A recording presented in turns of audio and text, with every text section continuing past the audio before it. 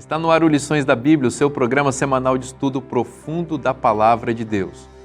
Hoje vamos falar sobre José, o mestre dos sonhos, esse personagem formidável das Escrituras que mostra em sua vida como Deus conduz a nossa história e transforma o mal em bem.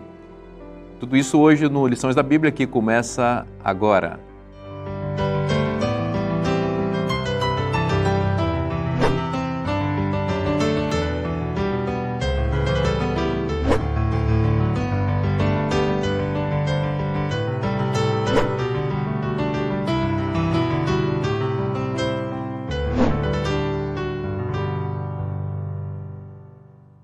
Este é o Lições da Bíblia, o seu programa semanal de estudo profundo da Palavra de Deus. É muito bom poder compartilhar o estudo da Palavra de Deus com você.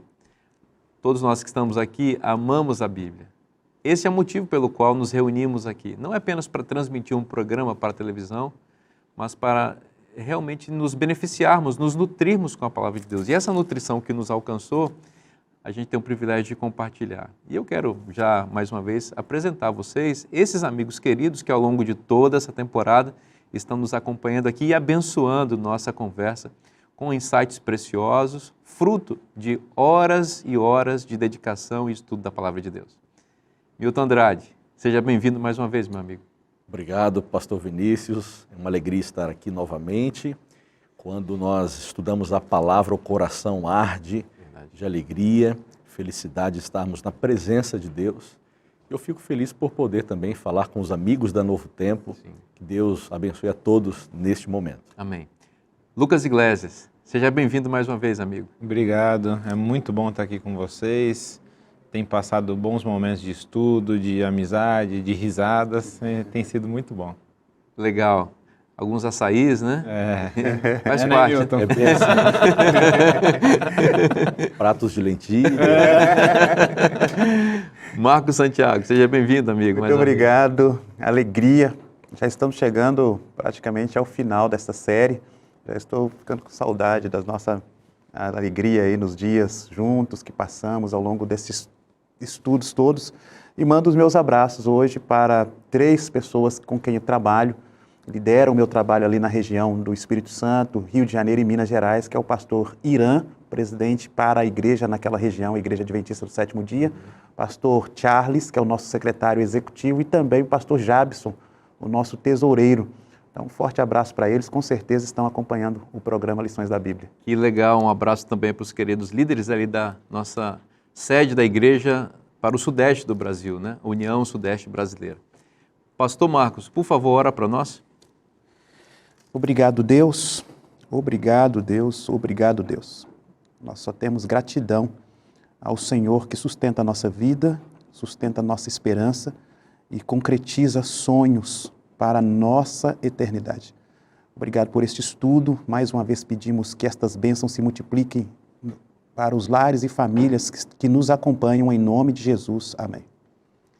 No programa de hoje nós vamos começar a falar sobre a biografia mais extensa de uma pessoa, né, obviamente, da Bíblia, que é a história de José. Essa história ocupa a parte final do livro de Gênesis, a partir do capítulo 37 até o capítulo 50. E esse personagem vai nos envolver numa narrativa espetacular. Eu tenho a impressão, talvez eu seja um pouco suspeito, porque eu sou realmente apaixonado pelo livro de Gênesis, que não há uma história tão bem contada como essa na literatura mundial. Já li alguns livros de literatura, gosto de ler, mas jamais encontrei uma história cujos meandros nos envolvam tanto, que nos façam chorar, nos envolver. Aqui há drama, suspense, há intrigas, não é? Mas acima de tudo há um Deus se revelando, a silhueta de Deus aparece muitas vezes nessa história e nos mostra seu plano de amor, para preservar a salvação, a semente da esperança por meio das ações desse personagem central que é José. Em geral, nós conhecemos o personagem como José do Egito, e eu creio que essa não seja uma boa maneira de se referir a esse jovem, porque José, ele esteve no Egito, mas o Egito nunca esteve em José. José era um príncipe de Canaã. Gosto de pensar no personagem como José de Canaã, porque ele foi ao Egito, mas se manteve como um diplomata da pátria a qual ele aspirava e da qual era um diplomata ali, como disse, um embaixador no Egito. E muitos elementos da história dele nos mostram isso. Agora, pastor Lucas, eu vou parar um pouquinho, senão eu vou falar bastante sobre José aqui. Lucas, me diz uma coisa, como que a história de José se conecta com o Gênesis até aqui? Porque ela não está solta aqui, né? Até então a gente vinha ouvindo sobre Jacó, né? E isso é muito interessante porque Jacó é mencionado no início da história de José, e eu sempre gosto de falar disso, né? Que começa o capítulo 37 assim, né? Jacó habitou na terra das peregrinações do seu pai, na terra de Canaã. E daí versículo 2 diz, esta é a história de Jacó. E continua, quando José tinha 17 anos, apacentava os rebanhos com seus irmãos, e continua contando a história de José. Então, peraí, como assim? Essa é a história de Jacó? Deixa eu te contar sobre José. Isso é muito simbólico no texto, né? Não só na história de José, mas explícito na história de José, né? A dinâmica de que o filho conta a história do pai, né? O filho dá continuidade à história do pai. E isso a gente poderia desdobrar isso com aplicações diversas, né? Tanto em relação à importância do filho lembrar e preservar a história do pai, como do pai cuidar para que o filho dê continuidade à sua história, né? Se tem uma coisa que eu gosto é de me associarem com meu pai, né? Gosto muito, muito, muito mesmo, né? Não tenho problema nenhum com isso, pelo contrário. A gente até está estimulando você a ser um barítono, você aí, tá teimando. Nesse ponto é mais difícil. Eu falando a voz parecida, mas se eu cantar, eu vejo diferença. Eu achei que você falou isso agora, se se converter ao barítono. Eu acho que cabe música aí, Lucas. Aqui, ó. Você está chamando a música comigo. Um quarteto. Para quem não sabe, o Lucas Iglesias é filho do Fernando Iglesias, o lendário barítono do Quarteto Arautos do Rei, e que é um cantor maravilhoso que abençoa a nossa vida com sua música. Não o conheço pessoalmente, Lucas, mas vou mandar um abraço para o seu pai, que tem uma grande admiração por ele. Obrigado. Essa é a dinâmica, né? Os filhos dão continuidade. E óbvio, aqui é a história do pai, mas pode se aplicar à mãe completamente, Claro. né? E isso é interessante porque, no fim, óbvio, a história de José, por mais que a gente vá tratar desde o início, a gente sabe da história basicamente assim, sem muitos detalhes às vezes na cabeça. No fim, né, quando Jacó fica sabendo da morte do filho através dos irmãos, né, a morte, ele profere palavras que a gente vai ler mais para frente que dão a entender que ele está falando que ele morreu. Né? Então, assim, a vida do filho dá continuidade à vida do pai, da mesma forma que o filho morre, o pai morre, né? E no caso de José, isso é mais especial ainda porque, segundo a história, logo de cara a gente vê que ele é preferido pelo pai, né? Mais uma vez, né, a gente já estava falando aqui antes, hoje, que filho é o seu filho preferido? Não, eu amo a todos iguais. Aqui, de novo, a gente tem um filho preferido. E eu destaco 2 motivos para ele ser o preferido. O primeiro deles aparece lá no capítulo 39, a gente não sabe ainda, mas lá no 39, quando ele está na casa de Potifar, vai ser dito que José era belo. E as mesmas expressões que foram usadas para Raquel são usadas para José. Traduzindo, José era a cara da mãe. E quem é Raquel para Jacó? A esposa preferida. Preferida. Então é eu olhar para o filho e lembrar do amor da minha vida. Entendeu? Então esse é o primeiro ponto. Que tinha falecido com o nascimento do segundo. Né? E esse é o segundo ponto, que é o quê? Ele fala no versículo 3 do capítulo 37 o seguinte, sendo ainda, amava mais a José do que os outros porque era filho da sua velhice. Significa o quê? Ele não trazia à mente do pai o que o irmão mais novo, Benjamim, trazia. Porque lembra, Benjamim nasce, Raquel morre. Benjamim, ele é a lembrança da morte da amada. José é a lembrança da amada. É quem trouxe o primeiro filho. Então, José é o preferido. Né? Essa é a relação dele com o pai. E é bom lembrar também que essa coisa do filho preferido tem uma conotação um pouco mais ampla do que as preferências que não deveriam existir, mas que a gente sabe que existe hoje nas próprias famílias. Né? Às vezes o pai prefere um filho ao outro, não deveria. Aqui existe um outro elemento. A preferência do pai em relação ao filho vai encaminhar na herança, em quem vai ser o primogênito, que não significa apenas aquele que nasceu primeiro, mas aquele que vai receber o legado do pai, vai empunhar a tocha da verdade em nome da família e vai receber a maior parte dos bens, né? O fato de José ser o preferido do pai Jacó gera ciúmes nos irmãos. Lembrando que José teve 11 irmãos de mães diferentes, 3 mães diferentes da sua mamãe Raquel. E eu quero pontuar aqui rapidamente os motivos, além desses que nós já falamos, pelos quais os irmãos tiveram ciúmes deles. Em primeiro lugar, José recebeu do seu pai uma túnica talar de mangas compridas, uma túnica listrada, que era uma roupa usada pelos príncipes. Causou inveja nos irmãos, porque eles pensaram, José vai ser o príncipe herdeiro da bênção. Então, a primeira questão, a túnica. Segunda, José era muito sincero, né? Porque ele via os erros, né? Demais, o super sincero. Sincerão, né? Ele via os defeitos dos irmãos, não guardava para si, mas expunha os erros para o pai, né? Delator. O nosso guia colocou aqui que nós não gostamos de delatores, e José era um deles. Hoje em dia é um termo bem conhecido no Brasil e ele foi um delator premiado, ganhou uma túnica, né? Exatamente. Então esse é o terceiro ponto, ele delatava os erros dos irmãos. E o último ponto, que Gênesis 37 menciona, José era um grande sonhador. Teve 2 sonhos, a Bíblia comenta os sonhos, um deles, o feixe do meio, que representava a vida de José, e ao seu lado 11 feixes que se encurvavam diante do feixe dele. Os irmãos ouviam os sonhos, obviamente o super sincero contava para os irmãos os sonhos, né? E os irmãos, inclusive Jacó, diziam, peraí, mas nós vamos nos encurvar diante de você? Que história é essa? Você é um adolescente, rapaz, 17 anos. Nós colocamos às vezes os personagens como um jovem, né? Uma idade avançada. Estamos falando de um adolescente, 17 anos. Você vai dominar sobre nós? Que negócio é esse? E isso incentivou a inveja dos irmãos. E quando eles estavam cuidando dos rebanhos em Siquém, Jacó manda que José vá visitar os irmãos. José anda ali cerca de 70 quilômetros. No meio do percurso, alguém fala que eles não estão em Siquém, mas em Dotã. E aí José anda mais alguns 30 quilômetros, imagina, caminhar daqui, Jacareí, até o centro de São Paulo, por exemplo, longe. E ao chegar lá, aí vem uma história triste, pastor, porque os irmãos tramaram ali a morte do seu irmão por ciúmes. E eu gosto de extrair lições para a nossa vida, né?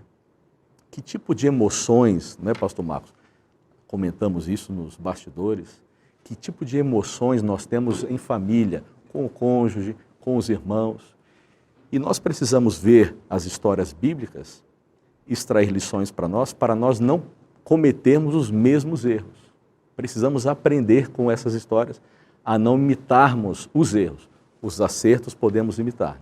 Eu vejo, pastor, também o seguinte, me chama muita atenção, sempre quando leio essa história, quando fala que ele era filho da velhice. A vida passa numa forma em que a psicologia determina como ciclo vital. É o jovem ali, solteiro. Nós, né? Não, jovem, solteiros não, né? Não deixar a juventude louca. Mas é porque a gente esconde, né? A gente já está na meia, né? Eu achava que você tivesse uns 30 anos de idade, mas me surpreendi quando você me falou. Vamos ficar nessa, então. E aí dentro do ciclo vital tem o jovem solteiro, tem o jovem casado, tem o jovem casado com filhos pequenos. E nas estatísticas brasileiras, esta fase é a que nós mais temos divórcios. Porque a criança absorve muito do tempo, das energias, das emoções femininas da mãe. E muitos homens desajustados ou disfuncionais nessa dinâmica de participar desse processo acabam se isentando de responsabilidades relacionadas ao desenvolvimento infantil. E algumas mulheres se cansam, hoje independentes financeiramente falando, elas entendem que podem dar sequência ao cuidado da família independente do marido. Então a independência acabou trazendo um encorajamento à separação. Depois tem a fase dos casais com os filhos adolescentes, é uma fase de muitas tensões, preocupações relacionadas à criminalidade, a drogas, a diversas ideologias que nós temos hoje na sociedade. Depois vem a fase em que os filhos vão embora, os casais vivem a síndrome do ninho vazio. Os filhos vão embora estudar, trabalhar, vão buscar alguns sonhos, e vem o casal na terceira idade, onde se espera, dentro de um ciclo natural da criação, que eles tenham netos. Porque quando se tem neto, há um rejuvenescimento para esses que estão olhando para a vida como um ponto final, e quando vem o neto, eles olham para a vida como continuidade. Eu falo isso porque a lição, a Bíblia deixa muito claro que ele era filho da velhice. E a condição de idade, ela determina muito a condição de relacionamento. Isso se conecta muito com o que o Lucas falou, Exatamente. Né? Que a história do pai é contada na do filho. E se o filho é tirado, a vida do pai também. E isso que eu queria até reiterar, porque eu tive avós, eles me contavam histórias. Eu tive pais, eles me disciplinavam. Se você não tem avô para contar história, você perde a memória, você perde a sua identidade. E você pode se perder em relação ao futuro. No caso de José, se o pai era velho, o pai contava histórias. E não necessariamente era quase um avô, né? Só em relação ao que você está falando, Marcos, é interessante, né? Porque além dele ser filho da velhice, ele sonhava.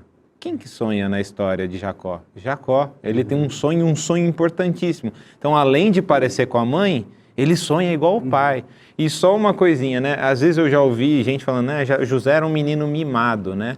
O problema, parece, né, da história, não tem a ver com ser mimado ou não, mas sim a poligamia, né? Porque o problema envolve a quantidade de mulheres e filhos dessas mulheres que Jacó tem, não necessariamente mimado. José era o sincerão, claro, mas diferente de mimado. Que bênção, hein? Que conversa que a gente está aprendendo muito aqui, dados impressionantes e aplicações espirituais muito boas. Tudo isso você encontra nesse guia de estudos também, que aponta você para a Bíblia. Se você deseja adquirir esse material, você já sabe, é só acessar cpb.com.br. O nosso programa vai para um rápido intervalo e volta já, não saia daí. Rubem, que era o mais velho, intercede de certa forma e diz, não vamos matar o menino, né? Não vamos tirar a vida dele, vamos livrá-lo. E aí... Talvez conjecturando aqui, talvez Rubem via nisso também uma possibilidade de elevar a sua reputação com o pai também, né? Exato.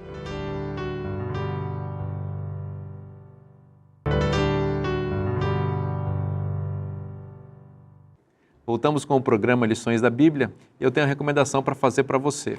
Estudar a Bíblia é uma bênção e se você tem um comentário que te ajuda, é melhor ainda. E este comentário, como eu já disse em programas anteriores, tem uma sensibilidade muito grande porque descortina o livro de Gênesis diante de nossos olhos, explicando a narrativa, explicando os dramas, as tensões, sobretudo a teologia, nos ajudando a entender a mensagem desse livro. Então, eu recomendo você esse material precioso, o livro de Gênesis, do mesmo autor do nosso guia de estudos, o Dr. Jacques Ducan. Você encontra na Casa Publicadora Brasileira e você pode acessar o site cpb.com.br para saber como adquirir esse e outros materiais da editora. Vamos continuar conversando porque o drama vai se desenrolando aqui.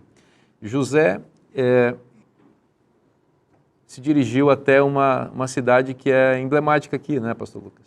Definitivamente. O Milton tinha comentado que os irmãos de José vão para Siquém, né?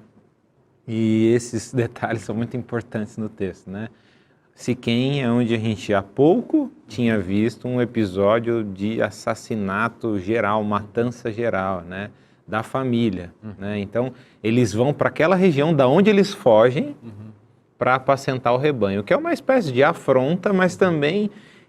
nas entrelinhas, uma espécie de demonstração da disposição que eles têm, né?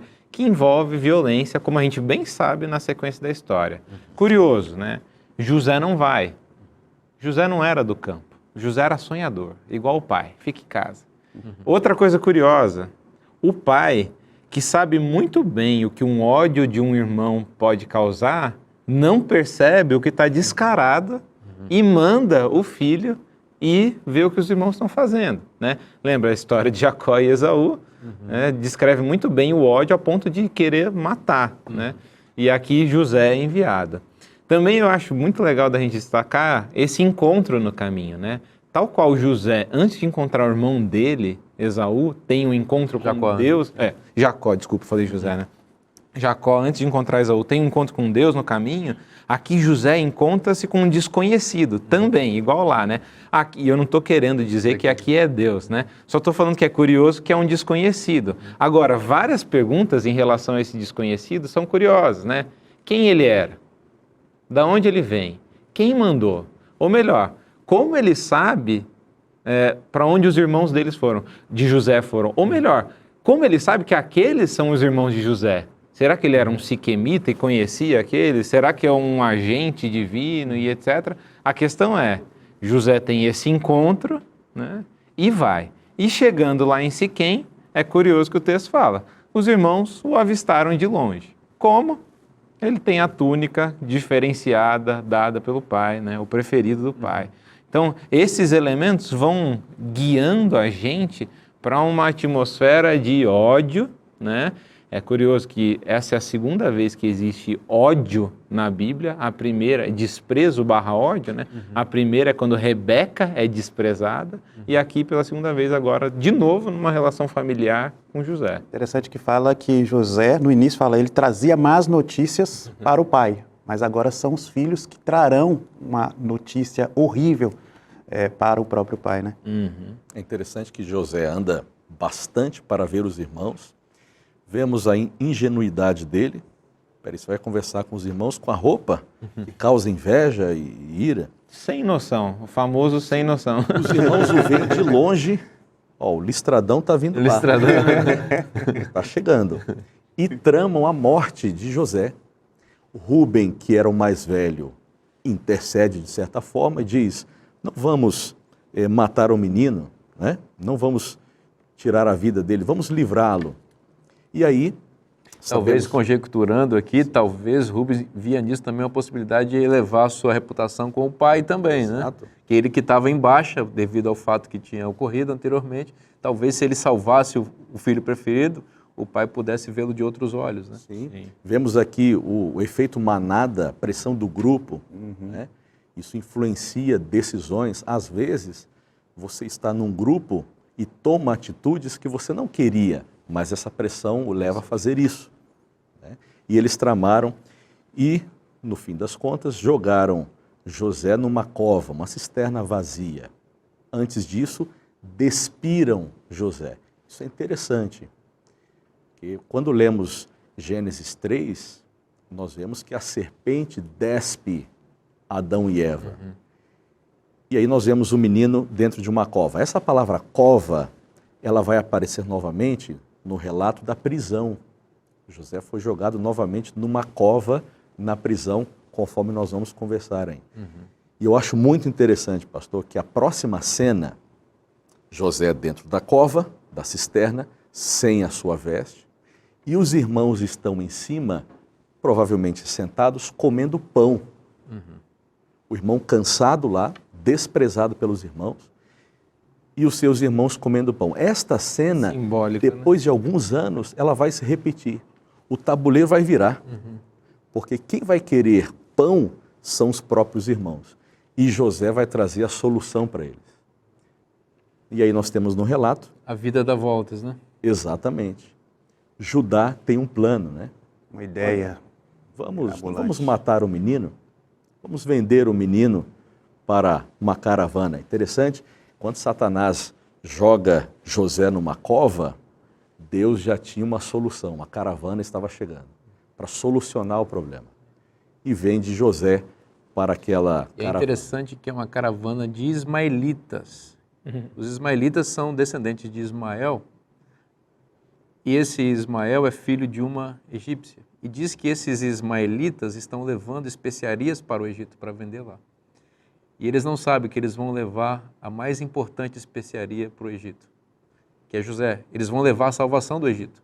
Se José não vai para o Egito não suportaria os 7 anos de vacas magras. A verdade, a Mesopotâmia, a Canaã e o Egito, talvez até a Mesopotâmia, essa fome deve ter se alastrado até para cima ali, não suportaria isso daí. Eles levaram a principal especiaria para o Egito, que é José. Exato. Mas é curioso pensar que aqueles que têm sua origem, de certa forma, no Egito, por Agar, levam José para o Egito. O interessante também é que, em termos fisionômicos, era nítido quem eram os ismaelitas. Então, eles sabiam que estavam vendendo o seu irmão para concorrentes, para competidores, para, entre aspas, inimigos. O descontrole emocional com base na forma de lidar com problemas familiares pode nos levar a vender os nossos familiares, ofendê-los, traí-los e oferecê-los a pessoas que sabemos que podem fazer mal a eles. Então, no âmbito familiar, a gente tem que saber muito bem controlar emoções, resolver problemas, principalmente com base no diálogo, no olhar sincero, na audição verdadeira, porque no âmbito da família, a gente vive conflitos enormes e é no âmbito da família que a gente aprende a perdoar. Eu tenho um filho de 10 anos de idade e eu entendi que perdão se ensina. E desde que meu filho tem um mês e meio de idade, pelo menos uma vez, 2 vezes ao mês, eu olho nos olhos dele e falo, filho, me perdoe. E o que é incrível é que hoje meu filho com 10 anos de idade, ele entende o perdão a partir da causa. E eu fico muitas vezes emocionado com a sensibilidade do meu filho me procurar e pedir perdão a mim. Eu sei que eu estou preparando o meu filho para conflitos de diversas ordens. E se eu ensinar o meu filho a perdoar, eu penso que eu estou ensinando o meu filho a viver o que Cristo ensinou. Ame e perdoe, porque nem sempre você sabe o que as pessoas estão fazendo ou elas nem sabem o que elas estão fazendo. E nesse âmbito eu entendo que se eles tivessem nutrido aquilo que vem, né, nesse cordão teológico da família deles, eles teriam perdoado e provavelmente a história teria uma outra forma de ser contada. Muito bonito isso. Em geral, a gente vê a atitude de Judá em vender o José para os ismaelitas como uma atitude positiva para evitar a morte. Mas o texto tem uma informação que é interessante. Ele diz, o que nós vamos ganhar se ele morrer? Lucrar, ele está né? interessado aqui em ganhar dinheiro, em vender o seu irmão. Veja o nível moral dessa família, desses irmãos, em especial desse José. Em realidade, a única pessoa que tinha condições de salvar a vida de José aqui era Judá. Porque ele já era o líder preeminente, ele era o preeminente entre os irmãos. Lembrando que Rúben havia perdido a primogenitura, Simeão e Levi também, e ele era o 4º filho de Lia, aquele que de fato estava antagonizando com o primeiro filho de Raquel. Então os dois realmente possíveis de serem primogênitos na família é Judá e José. Então Judá era quem liderava os irmãos, tinha a condição e a prerrogativa de livrar o irmão se quisesse, mas era o mais interessado em que José realmente estivesse fora do caminho. Por isso ele vende o garoto e lucra 20 moedas de prata. Ele vende José com o valor de um escravo. Sim. O valor de um escravo. Então ele vende seu irmão como se fosse nada, né? Eu queria pegar um gancho que o pastor Lucas mencionou. Nesta frase, esta é a história de Jacó, além de vermos os desdobramentos na vida dos filhos, o capítulo 37 fecha com Jacó em cena, porque Jacó é enganado pelos próprios filhos agora. Do jeito como ele engana o seu papai, Isaque, cobrindo-se com as roupas de Esaú e com os pelos de cabrito, agora ele é enganado pelos próprios filhos. Como? Os filhos agora trazem para ele a roupa de José, molhada no sangue de um bode, um outro animal aqui. Aí vem o que nós já comentamos, o efeito bumerangue. Nossas ações erradas, mais cedo ou mais tarde, se voltarão contra nós. E agora ele é enganado pelos mesmos traços de caráter que ele lega para os seus filhos. Você é tão arriscado, né, pastor? E ele é induzido, né? Até existe um jogo de palavras no hebraico de reconhecer, e a palavra haker, né? De reconhecer, izot, esta. Ele, ó, veja no versículo 32, né? Veja se não é esta a túnica do seu filho. E na sequência, quando vai falar que ele viu que era esta, usam-se as mesmas palavras, dando a entender assim: os filhos induzem o pai a reconhecer e ver que é aquela, e o pai reconhece e vê que é aquela. Ele é um fantoche na mão dos filhos. É uma coisa que é totalmente interessante aqui, Lucas, que no verso 32 diz que eles enviaram a túnica. Isso sugere que eles não tiveram coragem de enfrentar o pai. Não é que eles chegaram e falaram: pai, olha aqui a túnica. Sim. Eles mandaram alguém, porque imagina, encarar o idoso pai com aquela notícia. Eles não encararam. Isso intensificado no capítulo 38, quando dito que o líder dessa empreitada, que é Judá, ele se afasta do clã de Jacó. Ele vai viver entre os cananeus. O que fica sugerido uma culpa muito grande que ele carrega, porque ele não consegue mais conviver com o pai nem com os irmãos. Uhum. Então esse fantasma vai habitar essa família por muitos anos. Ele se afasta por conta disso. E o capítulo 38 é interessante, que mostra uma descida, escada abaixo, ladeira abaixo de Judá. Ele se casa com a cananita, tem 2 filhos ímpios, que Deus tem que matar os filhos de tão ímpios que são. Não é? Depois, quando a mulher dele morre, depois ele vai para uma espécie de carnaval da antiguidade, a festa da tosquia. Ali ele tem um caso com uma suposta prostituta, que em realidade é a sua nora, e ele não sabe. Ele é injusto com ela, e ela arruma esse subterfúgio para isso. Ela arma um plano para reaver a justiça. Né? E um baita plano. Um baita plano. Ela fica com o cajado dele, ele não sabe que é ela, fica com o cajado, com o cordão e com o anel. Isso é importante por quê? Porque ela usa isso para revelar quem é o dono daquele... Quando ela é engravida, né? Olha, o dono desses apetrechos aqui é o pai da minha gravidez. Esse capítulo 38 eu vejo como em paralelo com o 39. Porque no 39, José é submetido basicamente a situações semelhantes e ele se comporta diametralmente oposto a Judá. Então veja, enquanto que no 38 uma mulher sagaz tem uma prova contra Judá e o desmascara, no 39 uma mulher sagaz, a mulher de Potifar, também tem uma prova contra José. Ela tem as vestes de José, e de novo as vestes aqui. Oba. Ela tem as vestes na mão, para provar que José é um estuprador. Então, veja, Tamar tem os utensílios de Judá para provar que ele é o pai das crianças. E a mulher de Potifar tem nas mãos a veste de José para provar uma mentira, que ele é um estuprador. Então parece que os 2 capítulos, eles estão em paralelo para mostrar, olha o primogênito de Lia, olha o primogênito de Raquel. Quem vocês preferem para ser o líder dessa família? É muito interessante isso, Vinícius, porque na alta crítica, né, os estudiosos vão falar assim: peraí, a gente tem a história de José, 38 tem uma outra história nada a ver com José e volta para José. Esse capítulo foi uma inserção, tal.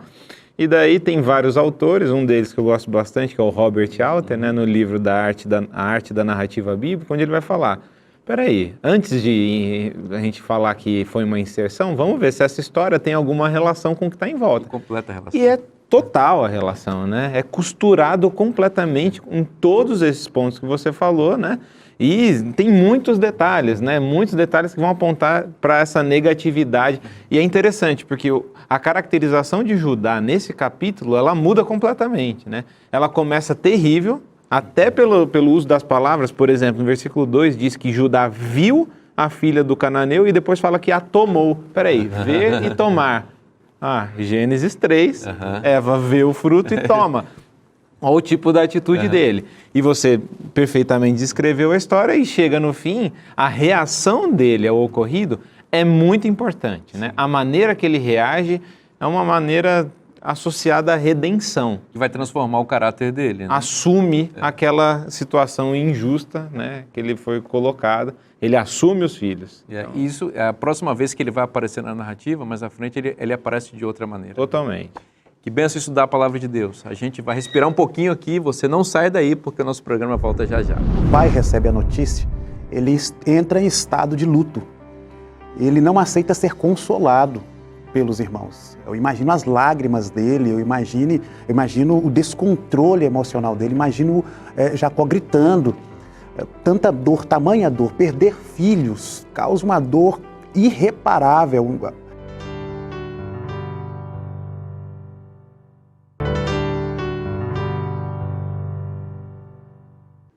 Voltamos com o programa Lições da Bíblia para continuar estudando a Palavra de Deus. Quero recomendar a você que assiste a este programa e a TV Novo Tempo que continue estudando a Bíblia. É importante que você tenha um guia de estudos para orientar as decisões espirituais da vida. Sabe, é muito bom ouvir, mas é bom praticar. Então, eu quero dar uma dica para você e uma recomendação, é que você tenha esta revista aqui. E qual é o valor dessa revista para a sua vida? É que ela vai ajudar você a entender os temas e as doutrinas bíblicas. Com que objetivo? Ajudar você a deixar de ser apenas um ouvinte da palavra de Deus, se esse é o seu caso, e se tornar um praticante da palavra, tomando decisões ao lado da verdade. E a gente só faz isso se a gente conhece os princípios bíblicos a partir das doutrinas. E é isso que o Dr. Rodrigo Silva, ao escrever essa doutrina, essa revista, entrega para você. Então, eu espero que você se beneficie muito desse material. E como é que você faz para ter essa bênção na sua vida? Você não vai pagar nada. É só você mandar uma mensagem para o WhatsApp que está aparecendo aí na sua tela. E a gente vai fazer um rápido cadastro para você mesmo vai fazer, e nós vamos enviar para você, para sua casa, sem custo nenhum, essa revista que certamente vai abençoar sua vida. Pastor Marcos, vamos continuar aqui. No bloco passado, a gente estava conversando sobre Judá. E a descrição caótica de Judá, né, porque a partir daquele momento em que ele lidera a venda de seu irmão, ele parece entrar numa espiral descendente muito forte. Ele vai se tornar quase que um ímpio, né? Vai viver como os cananeus, casado com uma cananita e tendo filhos cananitas, no sentido amplo dessa palavra, né? Mas Judá se torna um herói importante depois na história. Como é que se dá esse processo de transformação da vida dele? Me chama a atenção, pastor, quando chegamos aqui no final do capítulo 37, quando o pai recebe a notícia, ele entra em estado de luto. Ele não aceita ser consolado pelos irmãos. Eu imagino as lágrimas dele, eu imagino o descontrole emocional dele, imagino Jacó gritando. Tanta dor, tamanha dor, perder filhos causa uma dor irreparável. Nós, como pastores, muitas vezes temos que participar destas dores junto às famílias, que têm que sepultar os seus filhos, e a gente sabe o que isso significa, essa dor. Neste caso aqui, no final do capítulo, Jacó, desconsolado, em luto, desesperado pela morte do filho que lhe foi apresentada, ele sofre um outro dano, que no capítulo 38 começa dizendo assim: aconteceu por este tempo, o tempo do luto, o tempo do sofrimento, Judá novamente toma uma decisão. Ele rompe com a família, ele rompe com os irmãos, que eram cúmplices. Imagino que os irmãos quisessem denunciá-lo, apresentar quem havia dado a ideia, e ele rompe com os irmãos, rompe com o pai e deixa o pai agora sem mais um filho, ou seja, ele perdeu 2 filhos. Depois, no cenário, na história que nos é contada, Judá também perde 2 filhos. Judá perde a esposa, mas a Bíblia, no capítulo 38, fala que rapidamente ele foi consolado, ou seja, enxugou as lágrimas, trocou a roupa e foi para a festa de carnaval, né? Dentro dessa perspectiva, aquela festa dos tosqueadores. Rapidamente, ou seja, ele é insensível, ele é carnal, apresentado aqui nessa dimensão carnal, tanto que quando ele vê Tamar, que ele não sabia que era Tamar, mas sabia que era uma prostituta, ele se aproxima e ele faz a proposta de relacionamento. E é interessante, só fazendo um parênteses, que ele enxerga uma prostituta, provavelmente não numa... Claro, não provavelmente, ela não era uma prostituta, mas ela nem queria transparecer isso. Porque lembre-se que Tamar é uma viúva. Ela perdeu seu marido, ela estava em busca da lei do levirato, que significa que a família do marido morto tinha um compromisso de dar outro filho para ela. Então, E ele posterga isso, ele tem um filho para entregar para ela, que é Selá, e ele não vai entregar o menino. E, desculpa, é interessante o motivo, né? Ele dá a entender antes que assim, que Tamar traz má sorte para uma viúva negra, né? É, porque todo mundo está morrendo. Mais um filho. Né? Mas tem um detalhe, que o texto diz que ela vai para a beira do caminho e se veste com um véu. Olha, eu tenho a impressão que o véu é a roupa das noivas, então agora eu vou especular aqui. Talvez ela estivesse dizendo assim, eu sou uma noiva. Cadê meu noivo? Cadê meu marido? E veja, os olhos cheios de impureza e lascívia de Judá veem nesse gesto um gesto de sedução, de prostituição. E provavelmente embriagado, porque ele não viu que era... Quando você vê uma pessoa que você conhece, quando você está sóbrio, você sabe quem é a pessoa. Eu não sei se ela se manteve coberta o tempo inteiro, mas o fato é que ele não soube que era ela. E ele entregou tudo que tinha de mais nobre na vida dele, o seu cajado representando a sua realeza, o seu anel representando a sua autoridade e o seu cordão representando a sua nobreza. Ele entrega tudo isso nas mãos de uma suposta prostituta. E a gente vê aonde o pecado leva as pessoas. Entrega-se tudo em busca de 5 minutos de prazer, né? Quando Tamar revela para Judá, né, a sua identidade, Judá diz, olha, ela é mais justa do que eu, né? E aí quando lemos a genealogia de Jesus, nós vemos lá o nome Tamar, e aí vemos agora assim, uma outra prostituta, Raabe. Né? Ruth e Batseba. Parece que não é um currículo tão bom assim. E o filho de Tamar com Judá, que é o Pérez. Agora, eu preciso fazer... E dentro desse cenário, é que eu vejo aqui, ela é apresentada como prostituta cultual. Nós estamos vendo um contexto religioso. Como que ele está? E depois dessa declaração, né, de injustiça dela, ela dá à luz a gêmeos. Ele fez o pai perder 2 filhos, ele perdeu 2 filhos, e após esse reconhecimento, Deus lhe dar 2 filhos. Lógico, filho não substitui filho, mas são lembranças de algo maior do que aquilo que está acontecendo, de que existe uma justiça. Ele declarou a mulher justa. Quem era ele para declarar alguém como justo? Veja bem, ele tem 2 filhos, esse ponto é muito importante. Quando se tem 2 filhos em Gênesis, a gente tem que ficar atento. Exatamente. Porque Ainda mais gêmeos. Ainda mais gêmeos. A pergunta que vai surgir é quem vai ser, ainda mais gêmeos, quem vai ser o primogênito? E a cena do nascimento aqui é muito interessante, porque diz que tem 2 meninos e o primeiro bota a mãozinha para fora. Minha esposa está grávida, vocês sabem. E eu não sei como é que um bebezinho bota a mãozinha para fora primeiro. E já identificaram o primogênito. E fizeram logo, botaram um fio vermelho encarnado na mão dele e o bichinho puxou a mão para dentro. Isso é um negócio estranho, imagina. E Lucas, olha só, tem uma fila no útero, você tem que respeitar. Até um ali atrás tem do outro. fila, né? Mas o que acontece é o que estava atrás deu um pulo na frente. Certo, né? Como é que pode, Coitado Milton? dessa mãe. Não tem espaço para isso. Não, e você vê que ele vai receber um nome que de alguma maneira remete ao que você falou, coitado dessa mãe. Porque quando o menino que estava atrás ultrapassa o primeiro, para espanto da parteira, da mãe e de todo mundo, a pergunta é como é que você achou um espaço para sair? Como é que você rompeu? Isso não foi um parto normal. Não, nada normal. E aí deram o nome dele de Pérez, aquele que rompe. E na minha opinião, aqui é uma visão particular, aí é o momento da conversão de Judá. Por quê? Pérez achou uma saída onde não havia. Então talvez isso tenha dito para Judá o seguinte: eu estou completamente sem saída. Mas se esse menino conseguiu achar uma saída aqui, nesse espaço que não existe, há um espaço, uma janela que se abre de salvação também. Pastor, eu me emociono muito com este trecho desta história. Nós esquecemos José, né, Rafa? Porque eu vejo Judá aqui como, vou trazer para os nossos dias, como aquele filho que saiu da igreja. É isso mesmo. Saiu dos caminhos de Deus. É isso mesmo. Que foi longe demais. Perfeito. Mas que volta, tanto que a próxima apresentação de Judá já é junto com os irmãos, ou seja, ele voltou para a casa do pai. Exato. O pai o recebeu de volta. Existe um fio condutor que é a frase: Deus transforma o mal em bem. O mal em bem. Assim como José em Potifar, ficou 10 anos lá.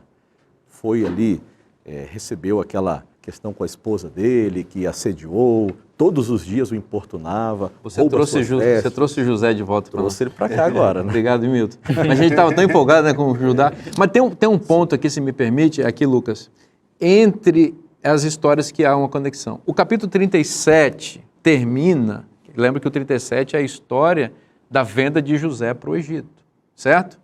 O 37 termina assim, ó, o pai chorando com a capa na mão, achando que o filho está morto. Então, no verso 36 do 37 diz assim, entre mentes, ou seja, ao mesmo tempo, os midianitas, que são os ismaelitas, isso é intercambiável aqui, né?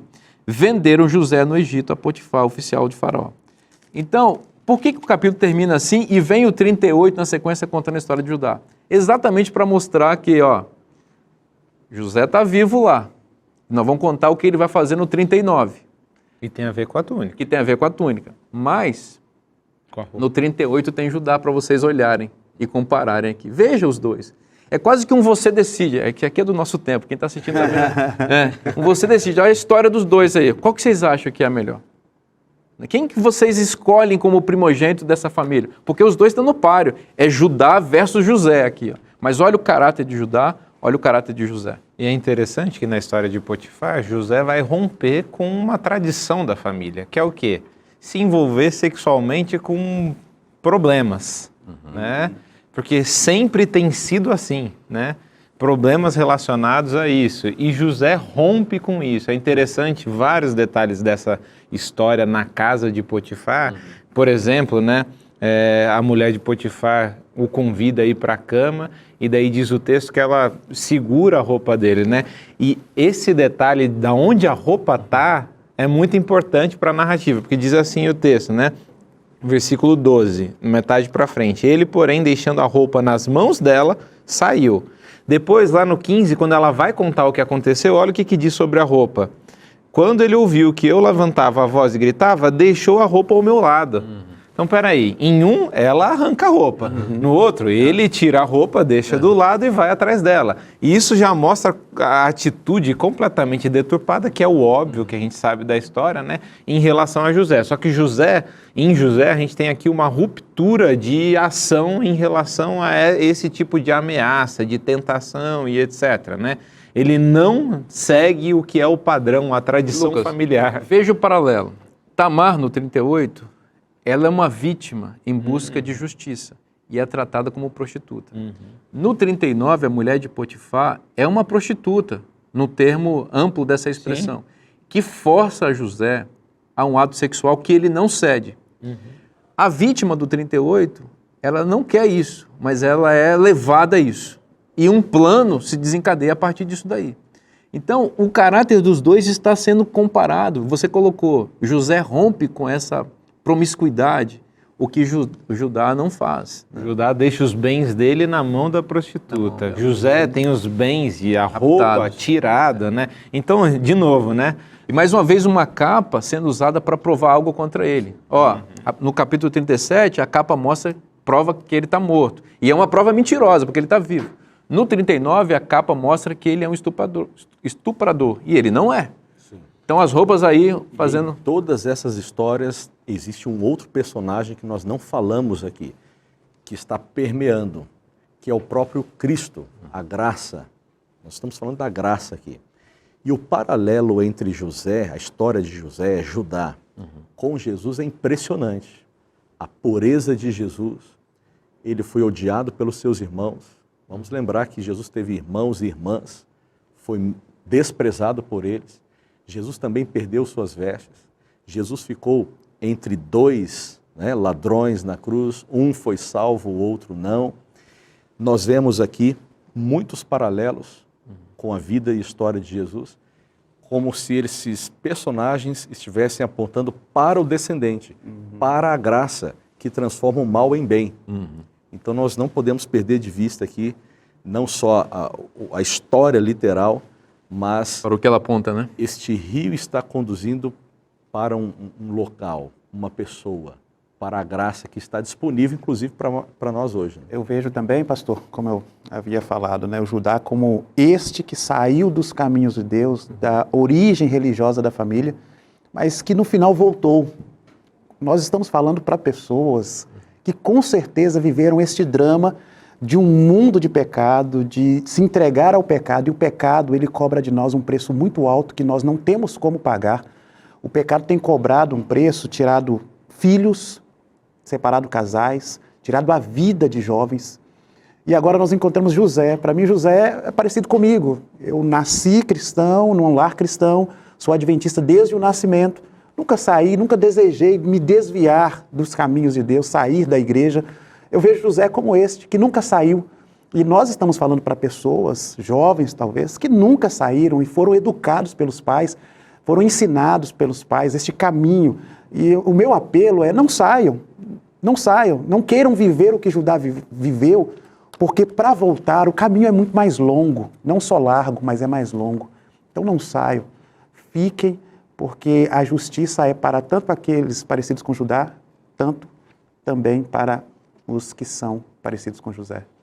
Que bênção estudar a palavra de Deus. Vamos terminar com essa aplicação espiritual muito importante que o pastor Marcos fez aqui. Deus tem bênçãos para você que está na igreja e para você que está fora ou abandonou. Deus quer resgatar todos nós, quer trazer de volta quem saiu e quer confirmar a fé de quem permanece. Deus transforma o mal em bem. Ele quer fazer isso na sua vida também. Tenha certeza disso. Ele o ama, ele deseja salvar você. Está gostando desse estudo? Ele continua neste sábado em uma igreja adventista perto da sua casa. Não sabe onde há uma igreja adventista? Encontre no site, encontre uma igreja. Chega lá e diz assim: o pessoal do Lições da Bíblia, o pastor Vinícius pediu para eu vir aqui estudar a lição da Escola Sabatina. E você vai ser muito bem recebido. Essas bênçãos de Deus estão na Bíblia. Se estão na Bíblia, isso é bom para você. Eu te espero na próxima semana. Que Deus te abençoe. Um forte abraço e até lá.